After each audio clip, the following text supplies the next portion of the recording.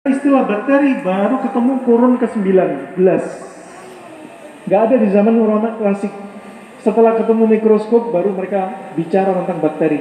Mereka pakai antibiotik. Kalau kedokteran klasik mereka nggak pakai teori bakteri karena nggak dibahas di masa silam.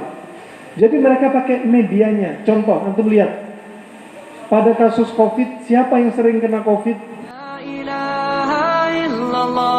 Muhammadun Rasulullah alaihi salatullah. Tibbun Nabawi juga nggak sembarang dilakukan. Ada dalam apa? Fikih Tibbun Nabawi. Ya, sebagaimana disebutkan Syekh Mustafa Al-Adawi. Ada fikih Tibbun Nabawi. Contohnya, kalau ketika itu Nabi mendapati orang yang demam, panas tubuhnya, Nabi waktu itu bersabda apa? Al-humma min fayhil jahannam fa'abridhu bil ma'. Demam itu dari hawa jahannam, dari hembusan jahannam, maka dinginkan dengan air, kata Nabi. Padahal Nabi yang mengucapkan hadis yang lainnya, alaikum bihadi al-habbati sauda fa innaha dawa likulli da' illa sam. Hendaknya kalian menggunakan jinten hitam, habbatus sauda, karena dia obat segala macam penyakit kecuali kematian. Kenapa ketika ada orang demam Nabi nggak kasih habbatus sauda? Kenapa demikian? Karena habbatus sauda itu sifatnya panas, demam sifatnya panas. Ini pada kasus demam yang karena apa? Demam karena panas. Nah, maka Nabi nggak nganjurin habbatus sauda, justru apa? Didinginkan dengan air. Coba ajaib. Nah, fa'in rahman wa rahmakumullah. Bakterinya kenapa? Karena istilah bakteri baru ketemu kurun ke-19. Gak ada di zaman ulama klasik. Setelah ketemu mikroskop baru mereka bicara tentang bakteri. Mereka pakai antibiotik. Kalau kedokteran klasik mereka nggak pakai teori bakteri karena nggak dibahas di masa silam. Jadi mereka pakai medianya. Contoh, antum lihat pada kasus COVID, siapa yang sering kena COVID? Orang yang tubuhnya dingin lembab, hidung sudah lembab, potensi COVID. Kenapa? COVID suka dengan media yang lembab-lembab, dingin-dingin. Ya, makanya sering yang kita pakai di musim pandemi COVID kemarin apa? Herbalnya, herbal yang panas, panasnya panas kering. Apa? Kustul Hindi. Ya, ini contoh. Kemudian apa? Habbatus sauda. Ini contoh. Simple, coba. Jadi mereka nggak membunuh apa? Nggak membunuh virusnya, tapi mereka membunuh medianya.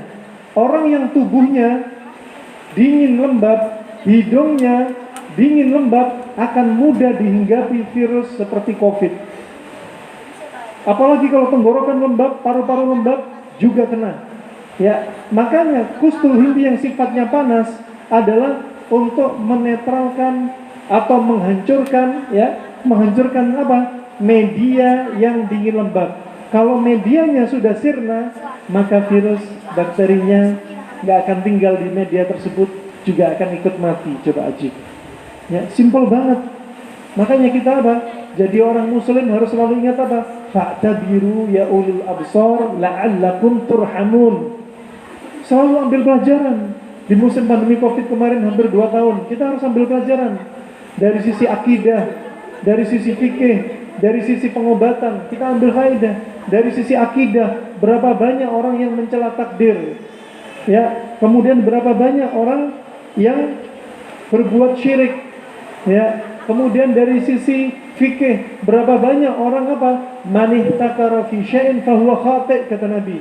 Barang siapa yang menimbun sesuatu dijual ketika manusia butuh dengan harga mahal, maka dia pendosa. Ketika dibutuhkan masker dijual mahal. Harganya 15.000 sampai 300.000 jadinya. Ya, PCR yang murah jadi 1 juta. Ini apa? Pendosa-pendosa muncul. Muncul di musim pandemi. Kalau kita nggak berpegang sama agama, terjatuh dalam dosa yang banyak. Begitu pula dalam ilmu pengobatan, berapa banyak orang jadi korban. Kenapa? Ini bekalnya nggak dipegang. Ternyata ada bekal di sini. Nggak heran, ternyata para ulama juga membahas makanan. Juga diriwayatkan dari Anas bin Malik dan Ibnu Umar bahwasanya ketika mereka melihat ketika disebutkan utiya ila Nabi sallallahu alaihi wasallam maraqah fiha ad-dubba wa fiha al-qadid. Ketika didatangkan kepada Nabi sallallahu alaihi wasallam maraqah itu semacam kuah. Di dalamnya itu ada labu kuning dan di dalamnya juga ada dendeng. Ya, ada dendeng. Coba ngapain sahabat menceritakan ini kepada sahabat yang lainnya? Ya. Kalau enggak apa? Mereka memahami ayat laqad kana lakum fi rasulillahi uswatun hasanah liman kana yarjullaha wal yawmal akhir.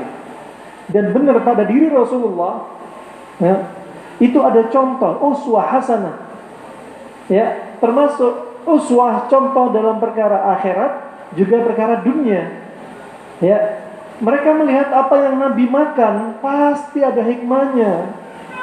Nah, waktu itu Anas bin Malik dan Ibnu Umar melihat Nabi suka labu kuning.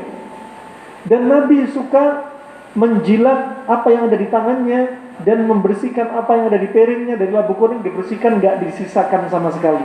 Kata Anas bin Malik, setelah itu aku enggak pernah menyisakan labu kuning. Coba bayangin. Padahal Nabi enggak nyuruh mereka untuk makan labu kuning. Tapi mereka melihat apa yang Nabi suka, mereka ikut makan.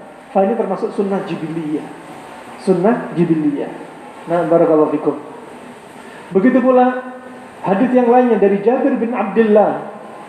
Ketika mereka melihat Nabi sering makan roti gandum dicocol, dicolek dengan cuka. Cuka di masa Nabi yang paling banyak cuka dari kismis, cuka dari kurma, ya, cuka dari apel, ya, atau yang selainnya. Nah, ini yang di zaman Nabi SAW sebagaimana diriwayatkan oleh para ulama. Dan Nabi SAW makan roti gandum dicocol sama cuka. Bukan berarti Nabi gak ada menu yang lain. Bukan berarti Nabi kepepet. Bukan juga. Kenapa? Karena makan cuka sama roti gandum bukan sekali, dua kali, tapi berkali-kali. Padahal ada menu yang lainnya. Ulama sebagian menyebutkan Nabi makan cuka sama roti gandum karena gak ada menu yang lain. Tapi gak bisa menjadi jaminan. Ya, karena kenyataannya Nabi sering melakukannya.